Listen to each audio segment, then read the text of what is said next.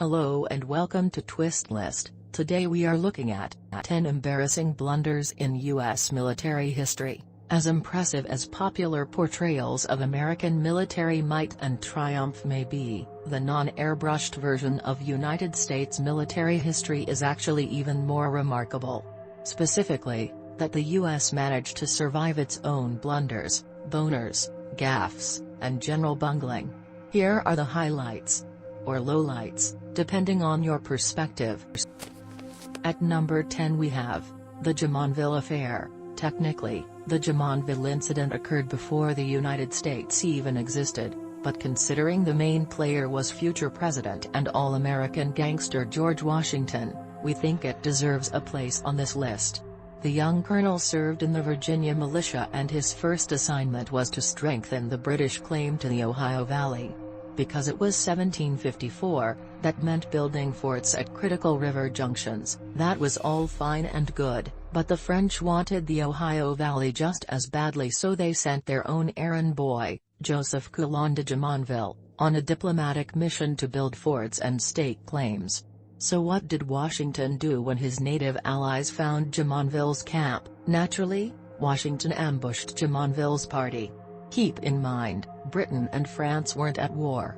However, they sure had plenty to fight about after Washington took Jumonville prisoner and allowed his native guide to kill the French officer. Washington's blunder kicked off the 7 Years' War and led to his first real battle and defeat at Fort Necessity. If only there'd been a rule, something along the lines of "don't shoot the messenger." The 9th spot on the list is occupied by the shooting of Stonewall Jackson. In an era that believed the rise of trench warfare to be an advancement, Stonewall Jackson was a rare beacon of tactical talent. Sure, he fought for slavery or states depending on who you ask, but Jackson was the most reliably victorious general the Confederacy had. So much so that many people contend that Stonewall's presence would have turned the tide at Gettysburg. Jackson never made it to Gettysburg, though, thanks to his greatest victory, the Battle of Chancellorsville. During the battle, Jackson deftly moved around the battlefield to launch a surprise attack on the Union flank. Jackson and his 28,000 troops charged into Union soldiers who were playing cards. When Jackson and his staff tried to return to their own lines, they were met by a nervous Confederate sentry. Jackson could scarcely answer the sentry's call of, "Who goes there?" before he and his party were hit by a volley from Confederate rifles. One of the South's ablest leaders was shot by fellow rebels mistakenly convinced he was leading Union cavalry. Number 8 on our list is the Taiwan Expedition. In March of 1867, 24 American sailors washed up on Taiwan's beaches. The native Paiwan people who found the sailors greeted the Americans in the traditional manner, beheadings for everyone. It was nothing personal. The Paiwan warriors greeted mariners of all nationalities in much the same way. 3 months later, the United States summoned up enough righteous indignation to address the East Indies situation.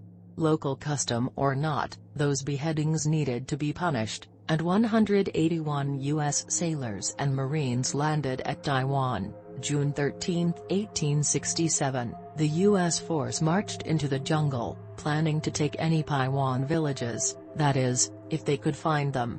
All the Americans found was a series of ambushes. The Paiwans never allowed the Americans to close in, and few Americans even glimpsed the enemy. The day-long game of cat and mouse saw just a single casualty, Lieutenant Commander McKenzie. At this point the Americans fired one last volley in the general direction of the natives, and hightailed it back to the ship. At number 7 we have Fort Ontario. Like a clingy girlfriend, Britain just couldn't accept its revolutionary breakup with its former colonies. The British surrendered in 1781, but they sure as hell weren't leaving New York anytime soon. Almost a full year after the treaty was signed, the British Army was still in New York City, but George Washington's main concern wasn't getting the British out of New York City. He really wanted the British out of their Great Lakes forts, especially Fort Ontario, so Washington ordered a surprise attack to take the upstate New York fort. 500 Americans under Colonel Marinus Willett reached Oswego Falls, just 4 miles from Fort Ontario in February of 1783. Willett's men marched the rest of the way through the woods to conceal their late-night advance. There was just one problem: the Americans couldn't find Fort Ontario. By dawn the next day, Willett and his men had been walking in circles for over 4 hours and were still nearly a mile away when they spotted the fort from a small overlook. The element of surprise lost, Willett and his men retreated without firing a shot. And as for the British, they decided to keep Fort Ontario for 13 more years. Number 6 on the list is the invasion of Canada. When the US went to war with Great Britain in 1812, the UK was also contending with the looming spectre of a completely Napoleon-dominated Europe. The US Army pretty much assumed taking Canada from Great Britain would be about as taxing as a brisk march. The invasion took the form of a large American militia under William Hull, who attempted to invade Canada via Ontario. While on the march, rumors of large native forces on the warpath spread, and panic infected the American militia. The invasion of Canada turned into a full-on retreat back to the warm confines of Fort Detroit. The British then laid siege to the fort with less than half the number of its defenders. The British told the garrison that the native warriors would show no mercy if Fort Detroit did not surrender. The defenders immediately surrendered to the tiny British force and headed home. The 5th spot on the list is occupied by the Siege of Charleston. In 1780, the Revolutionary War was not going well for the rebels in the South. The Continental Army's strength was rapidly dwindling due to an amazing ability to find defeat whether attacking or defending. Faced with a British Army 11,000 strong and twice the size of his own, American commander Benjamin Lincoln moved his 5,500 men behind the reassuring walls of Charleston, South Carolina. With that one decision, Lincoln effectively ended all American resistance in the state. The city of Charleston lies between 2 rivers on what is essentially a peninsula. General Lincoln chose to make his stand at the point of said peninsula, allowing British land forces to cut off any possible chance of escape inland and exposing his army on one side to bombardment from the greatest navy in the history of guns on ships. Predictably, Lincoln surrendered. This wasn't just any old surrender, though. Until the Battle of Corregidor in 1942, it stood as the single largest surrender in the American Army's history. Number 4 on the list is the Second Battle of Loch Mill, 180. That's how many British soldiers and Marines held off over 4,000 American attackers in 1814, forcing their retreat. The Second Battle of Loch Mill almost makes other American efforts during the War of 1812 seem laudable.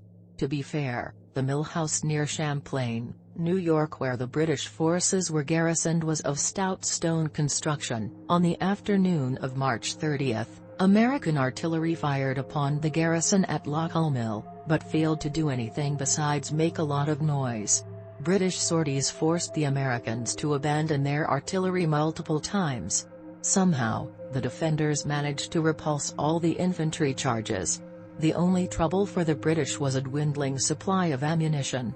By 6 o'clock that same evening the American army had hastily retreated eastward. While the defenders suffered 61 wounded or killed, the British had managed to reduce the American strength by some 264 casualties. Not surprisingly, Loch Mill was the last battle American General James Wilkinson directed, as he was mercifully relieved of command thereafter. Standards were pretty low during the War of 1812. Merely having a pulse may have been enough to qualify you to lead Americans to their deaths. At the 3rd place we have the Ponchovia Expedition. How many Americans does it take to catch a Mexican bandit? At least 5,000, because John Pershing and his 4,800 American troops spent the better part of 1916 chasing Ponchovia around northern Mexico with almost nothing to show for the effort. Pershing spent 11 months trying to capture Villa, who had been raiding American border towns. Despite failing to complete his sole objective, Pershing was undeterred and in an enormously ballsy PR move declared the mission a great learning experience, and thus actually a success. Apparently, Texans ate that learning experience garbage up, since Pershing's expedition was greeted by large crowds and applause upon their rather unvictorious return to El Paso. At the second spot is Battle of the Crater. The Civil War was at a grind in 1864. In Petersburg, Virginia, both the Union and Confederate armies were entrenched amidst a standoff. Union leaders had a somewhat brilliant idea: dig a long tunnel underneath the Confederate position, blow it up, then attack while the Confederate lines are in disarray.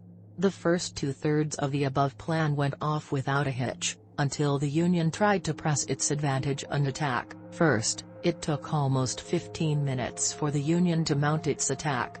Then the scaling ladders needed to climb out of their own trenches failed to materialize. But the real kicker was the attack itself. Instead of charging around the massive smoking crater, inexperienced Union troops jumped into it under the mistaken belief the crater offered good cover.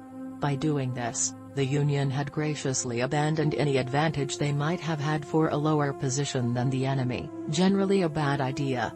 The Confederates rallied and aimed their artillery at the massive hole in which the Union troops had put themselves. Shooting fish in a barrel makes it sound more difficult than it was, and it was made even easier when the Union counterattack failed to flank the Confederates and took cover in the crater. Only about half of the 8,000 Union troops involved survived the battle unscathed. When all was said and done, both sides returned to their trenches and sat there for another 8 months. And finally, at number 1, Bladensburg. By now it should be obvious that the War of 1812 was comedy at its finest, minus all the deaths. The Battle of Bladensburg is the cherry on top of the American embarrassment sundae. In 1814, the British were looking to end this farce of a war and naturally laid eyes on the American capital of Washington, D.C. As many recently arrived British reinforcements were veterans of the Napoleonic Wars, Britain definitely possessed a significant troop quality advantage. The Americans would have to beat them with numbers. American militia numbering 6,000 met 4,000 British veterans at Bladensburg, just 8 miles from D.C. The British fired Congreve rockets, glorified fireworks, which scared the American troops, who held firm just long enough to fire a couple of volleys before taking off running. And run they did. The U.S. lost just 10 or 12 men, but almost all of its pride. That night Washington burned, thanks to the American inability to delay the British advance by even a few hours. The hasty, disorganized American retreat has been called the most humiliating episode in American history. Thanks for watching. If you enjoyed this video and would like to see more, then please hit the subscribe button.